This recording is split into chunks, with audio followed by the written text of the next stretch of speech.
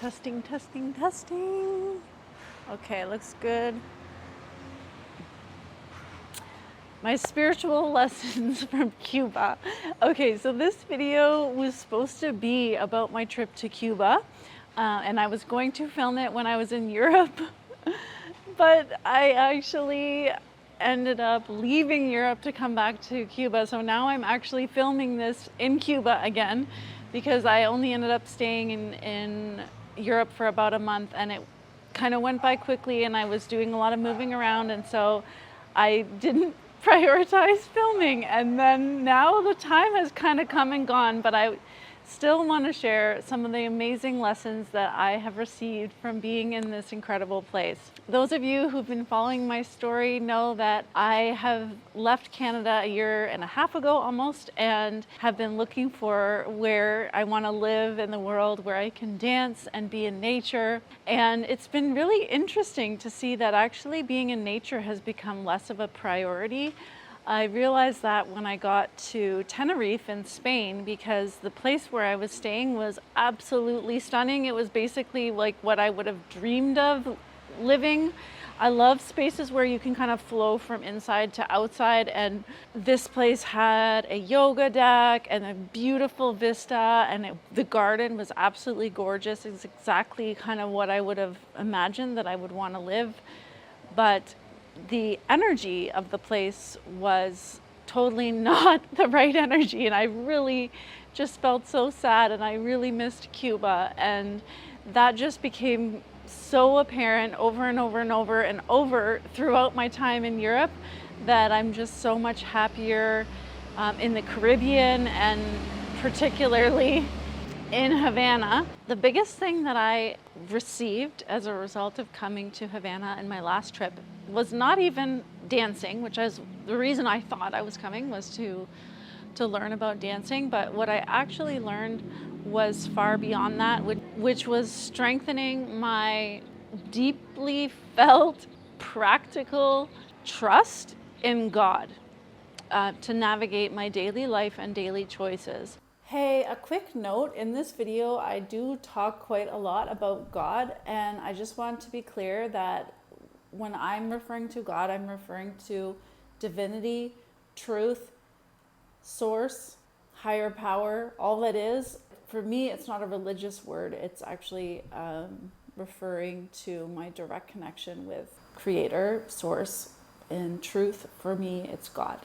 So I hope that you can listen with the ears of truth for yourself and how you prefer to hear that. But that's what I mean when I say God.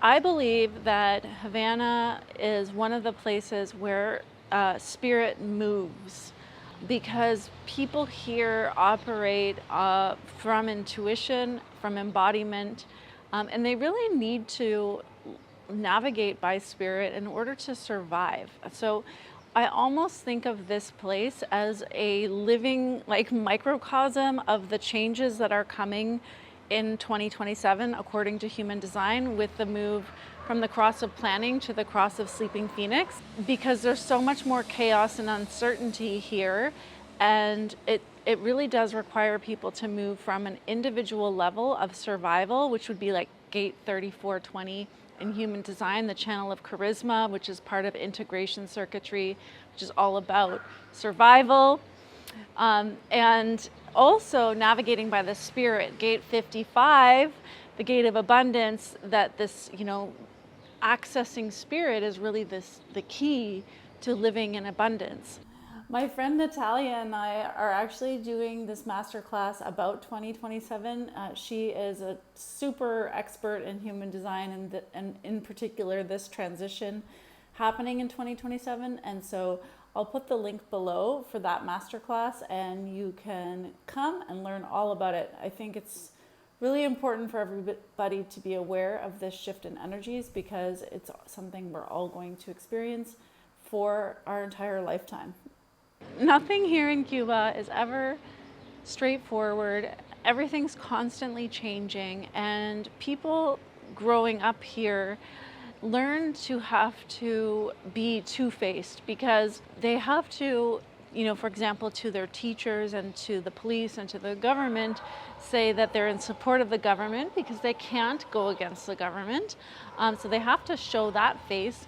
But in the meantime, they have to operate a side business or do deals in the black market just to survive. You literally can't survive here just following the rules. And so people here learn to be very resourceful. They learn to be intuitive. They learn to read energies.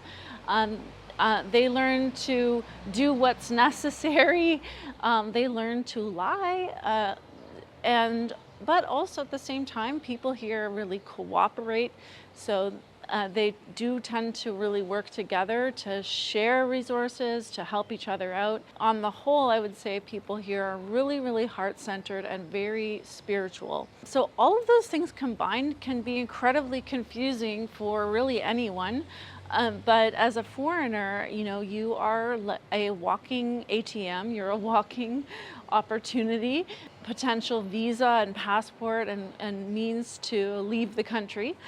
So especially as a single woman, I was definitely the target of many men, but also it is a very sexual place. And, for me, Cuban men are so attractive. There's so much beauty here. Wow, I absolutely love Cuban men. They're physically beautiful, they're embodied, they're charismatic, they're really well educated and intelligent. They're loving and easily express love. They cherish women. They have so many amazing qualities, but at the same time, they have a circumstance of needing someone to help leave the country, wanting to marry someone for money. And also there's a huge culture of cheating and not being faithful and manipulating, lying, even gaslighting. So, wow, what a mixture, what a combination of things to navigate. What I found is, with my particular blind spots in life and my personality, that I just couldn't navigate my discernment here based on my own personality, based on my own ability to tell this from that. And instead, I began to really put my entire faith in God to help me navigate daily life and choices as I was moving around in my time here. It started a week before I arrived in Cuba with a beautiful teaching that came to me on my mastermind that I attended in Mexico, in a conversation that I had with a woman who I consider to be a spiritual mentor, who is an incredible spiritual teacher. I definitely recommend you check her out. Her name is Homaya. I was telling her about some of the things that had happened in my business recently that had made me not want to continue delivering programs and courses. And she said, well, that's one option, is you can stop teaching. But another option is you could just become much more strong. You could become more resilient and more skilled emotionally. You could become a better leader. That's another option. And she said, I used to be very much like you, like super energetically sensitive and not really strong. And now I'm able to really navigate experiences with clients, including if they're projecting onto me and upset with me in a powerful way. So she ended up teaching me one of her techniques, which I will put the link below to the technique, and also I'll let you know what it's called. I don't remember in this moment. But she taught me really how to create a cube around me of energetic strength and occupying and owning myself energetically, systematically, creating this cube. And she showed me how to build this cube. And it was so interesting because in Havana Vieja, old Havana, it's a very concentrated place with small streets, and there's a lot of people on the roads. And as you're walking down the street, as a foreigner especially, you know, I mean, in general for Cubans, like, people just talk to each other, which is super lovely. But as a foreigner, you are targeted for, you know, people's attention. Some people just want to ask you where you're from. Some people want to change money. Some people want this and that. And it is quite tiring, especially, you know, you could imagine just going out to buy some water. You might be, you know, solicited for attention like 15 times. And if that happens day in and day out for weeks, every time you go outside, it can be really exhausting on your energy. And so what I started to do was actually place this energetic cube around me and move intentionally with this energy. And it was so crazy because even people, it was almost like a plow where people would like separate around the space of my cube. And they bothered me a lot less when I did this. I didn't always remember to do it or have the real intentionality to do it, but when I did, it really worked. Hello. So she calls it perfect inner space. And she actually created a special link just for us. And it's 29 euros, which is really frigging amazing. It's so generous because it's truly a super valuable tool to have, especially if you ever feel like people can easily mess with you energetically and that you're just not really strong in your ability to maintain your own personal atmosphere regardless of what comes at you. So definitely recommend that you check out that link. I'll put it below. So I was already convinced of the power of this, but then a second layer came to it with the teaching of Sanni, my other spiritual mentor that I've been working with, in her program called Spirit Mission Embodiment. And I'll again put the link below to that if it sounds interesting to you. But in Spirit Mission Embodiment, Sanni took that the same concept basically, but built on it with having divinity surrounding you. And I don't want to give too much of this away because I don't want to teach her tool. I want to respect the power of this tool because it is something that is super worthwhile investing and learning. But for example, you place God before you as your way shower, showing you the way. Not that you even need to know the way, that God knows the way and is showing you the way. And you know, and you have God in different ways around you, above you, below you. You are completely surrounded, and very much like the cube where I was intentionally building each aspect around me energetically.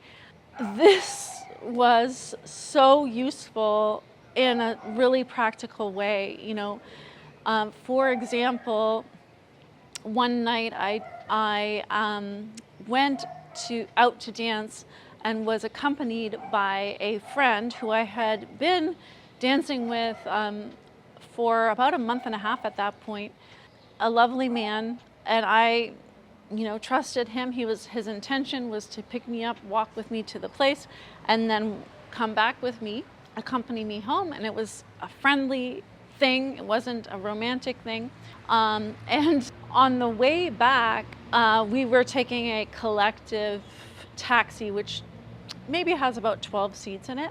And I was already feeling this weird energy from him, and I wasn't feeling entirely comfortable, but I didn't want to disrespect him. But when we got in the Collectivo, it became obvious that he was drunk and he was very confrontational. He was actually trying to pick fights with all the men in the Collectivo, and there was this tangible energy of tension in the Collectivo of like violence, and I felt really afraid because you know, I felt afraid that anyone could just lose it because he was being really annoying. I was actually wanting to lose it because I found him extremely disrespectful, and I didn't like how he was behaving at all. You know, he was insulting the man next to us, saying he didn't know how to dance. He was insulting the driver by not paying at the moment that the driver was asking and insisting that we pay later when we arrived and more.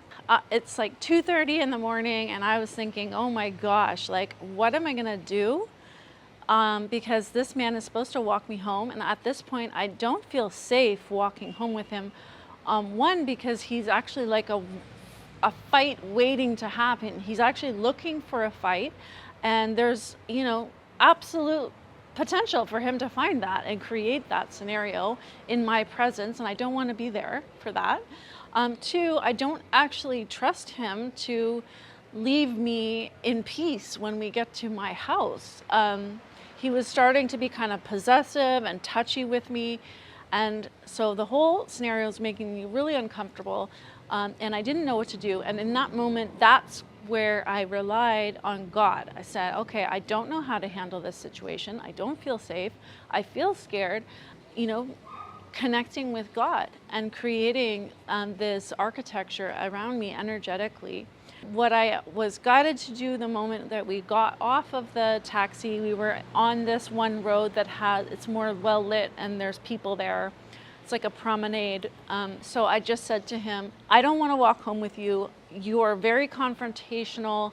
I don't like how you're behaving. And then he touched me. He's like, what are you talking about? I said, don't touch me. I don't want you to touch my body. I'm not comfortable with you, and I don't want to walk home with you. And then he was like, are you kidding me? What are you even talking about? So this is where that gaslighting comes in. And I said, anyway, he kind of got annoyed and he went away. So he walked off ahead of me.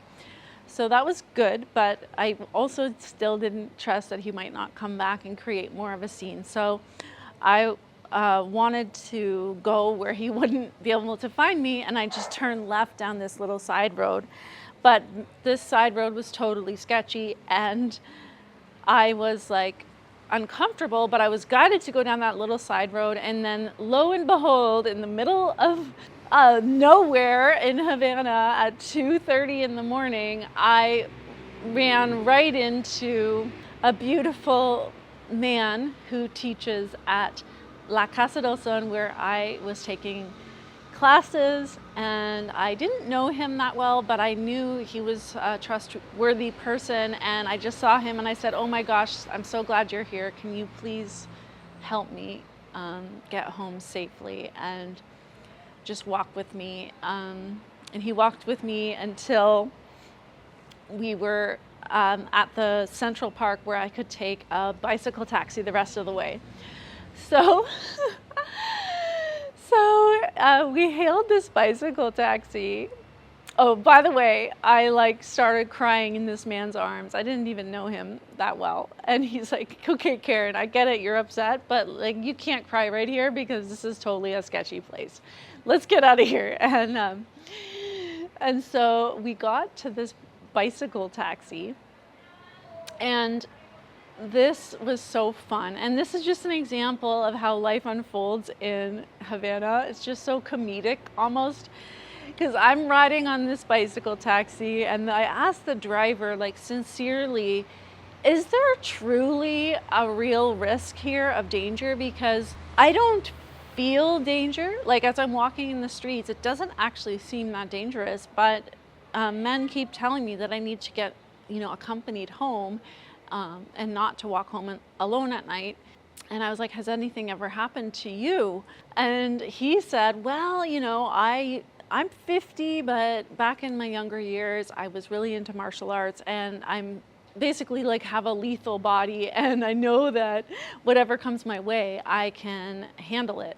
So he said, I have had a couple things happen. For example, one time someone came up to me and told me to, give them my BC taxi and they had machetes and masks and stuff. And he said he just took the mask and took it down, and I don't know what he did the machete, but he did enough stuff that they freaked out and ran away. And he was just, I think he said to them, why would I give you my BC taxi?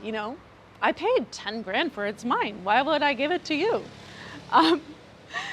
And same thing happened. Someone tried to take his watch. Was like, give me your watch. And he said, why?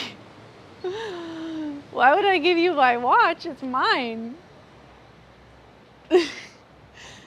Oh my gosh, the way this man was saying this, oh, it made me laugh so much, because it took the whole feeling of the night, which had been all about fear and this man was just an absolute confidence and trust in himself and his ability to navigate life. And, I know that, there's different vulnerabilities, like being a foreigner and being a woman, but I also really do believe that we create our own safety through our own intuition and our own ability to navigate situations according to trust. And I absolutely loved his transmission of trust and well-being and safety. For me, all of these themes were just all around trust in God, and also my own lack of trust in men, because I have realized that I don't trust men, and that, I've been working on that. And what I'd been shown many, many months before this trip was that it's okay that I don't trust men. What I need to trust is myself. I need to trust myself in my own ability to navigate my connections with men, and basically with everybody, but with men in particular is what I've been working on. And I've been seeing that, in my interactions with men in Cuba, that the old me would have been like, oh, I've been betrayed. And I have had moments where I felt betrayed in my trust. But actually what I have been really learning is to navigate my own ability to stay in connection with spirit in navigating my relationships, and seeing any kind of distorted behaviors in men just for what they are, as distorted behaviors that don't have to make me an untrusting, disappointed, angry person, but instead can make me just discerning about exactly how I show up in these connections. And I have found it very liberating, because in the past I would have felt victimized by some of the things that happened in my connections here, but instead I feel total love for these people, real enjoyment of who they are as they are, and also strength and trust in myself and how I can really take care of me, and how God is really on my side in making sure that I'm well. And that is also, part of that is because I have really devoted myself to serving the will of God, and that's been something I've been affirming and recommitting to and strengthening in this entire period of traveling. And as I do that, I'm very much guided in the moment and really protected, and I feel very blessed. So I hope you enjoyed this story. I'd love to hear how it resonates for you, so please comment below. I'm looking forward to creating some more human design content soon. And if you are not in the grid, you might enjoy checking us out in there. And also I do have available one-on-one readings at this time, where I use my channeling and also my human design to really help you navigate your truth. And that's all on my website. I'll link it below. And I look forward to seeing you in the next video. Bye.